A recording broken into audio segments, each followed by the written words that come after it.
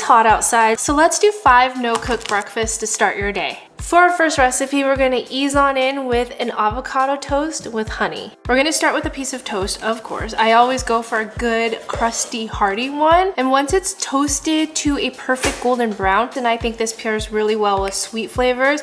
We're gonna spread some cream cheese and then perfect avocado. You can either smash or slice your avocados however you prefer, and then we're gonna drizzle it with some honey. This makes it extra creamy, and all of these flavors together is insanely good. But to add some interest, I also like to sprinkle it with some hemp seeds and crushed pistachios for a nice crunch. So I grew up eating sugar on avocados. It's like creamy, sweet, and the flavors are comforting and familiar to me. It's not weird, I promise. Comment below and let me know if you've ever had sweetened avocados before. Chia puddings are also another great option for cold breakfast, and I love it because you can kind of mix things up based on your mood. Today I'm feeling like a blueberry lemon muffin, so we're gonna make a chia pudding inspired by that. We're gonna start with half a cup of blueberries, of course. I'm using frozen ones here because once you blend it up, I love how it gives a purplish hue, and to that I'm gonna add 1 cup of milk. So you can make this a plant-based breakfast by simply using almond or oat milk, whichever you prefer. To give it some flavor, I'll do 1 tablespoon of maple syrup, 1 teaspoon of vanilla extract, 1/8 of a teaspoon of ground cinnamon, and a pinch of salt to balance. Then with a hand blender, I'm gonna quickly pulse it just to break down the blueberries. And look at that, it's such a pretty color. You definitely wouldn't be getting that with fresh blueberries,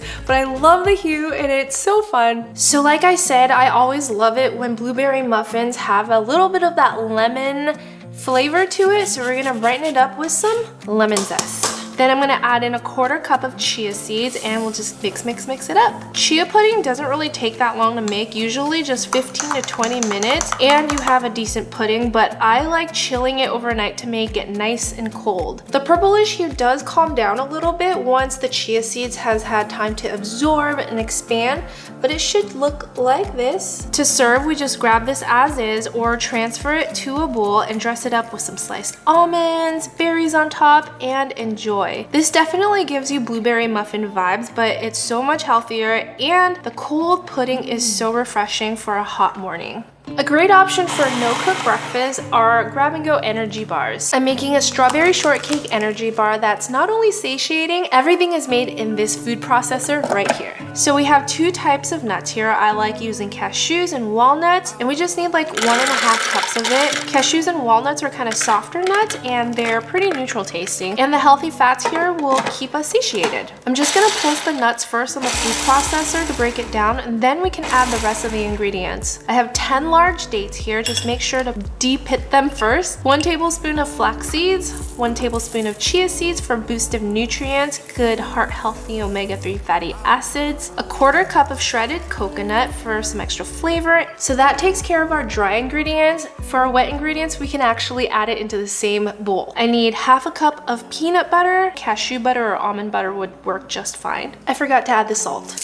We need it for balance, a tablespoon of maple syrup, and a teaspoon of vanilla extract. Turn the food processor back on, and once it starts to look like things are coming together, we're gonna add a cup of these freeze-dried strawberries. I'm gonna pulse it for another 30 seconds. The mixture should look fairly sticky, as if it's ready to form a ball. We're gonna transfer everything onto a baking pan that I've already lined with parchment paper. So just spread out the mixture and flatten it out with your hands, and then we're gonna chill it for about an hour so that it's easier to cut. All right, I'm gonna cut it into bars like this, and you can wrap it in the parchment paper here, leave it as is, store it in a bag for the week to just grab and go. Breakfast or snack for 8 days. This is easy to make, it's so delicious, and you can feel good about eating this because it's pretty nutrient dense. You like it? I like it, it's good. This is Emma, she's helping us. Yeah, good consistency. Yeah?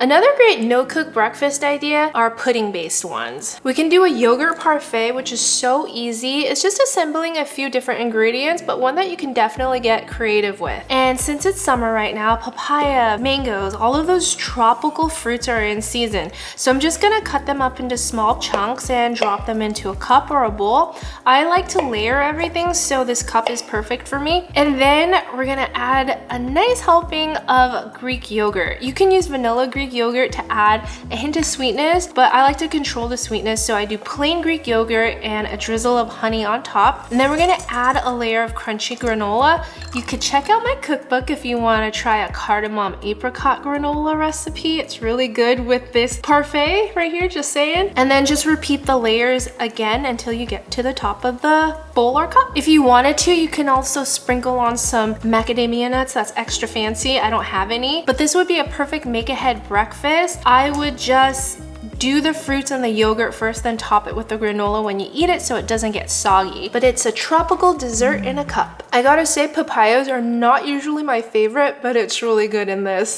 So we've done a lot of sweet recipes for this no-cook breakfast video, but there is a savory option too. I'm using a rather unpopular ingredient, cottage cheese. I feel like we can make it good. It's the curds that tend to make me gag a little bit, so to remedy that, we're gonna whip it up. But let me know in the comments, when was the last time you tried or had cottage cheese? Into a food processor, I'm gonna add about a cup of cottage cheese, drizzle it with some olive oil, some salt and pepper. Let's add a garlic clove too, and then we're gonna whip it up. Whipping it up makes it smoother, more palatable and creamy, which is what I like. And we're gonna use it kind of like a dip here. We're making like a Mediterranean inspired breakfast plate here with all of the fixins. To the side on a plate, we have some cherry tomatoes, some toasted pita bread. I'm cheating here. I have a hard-boiled egg that I made, some spices, za'atar, and just some jam if you want to take the cottage cheese, scoop up a little bit of the cottage cheese, a nice helping of herbs. We have dill and mint here, and this is such a fresh and unique way to enjoy cottage cheese.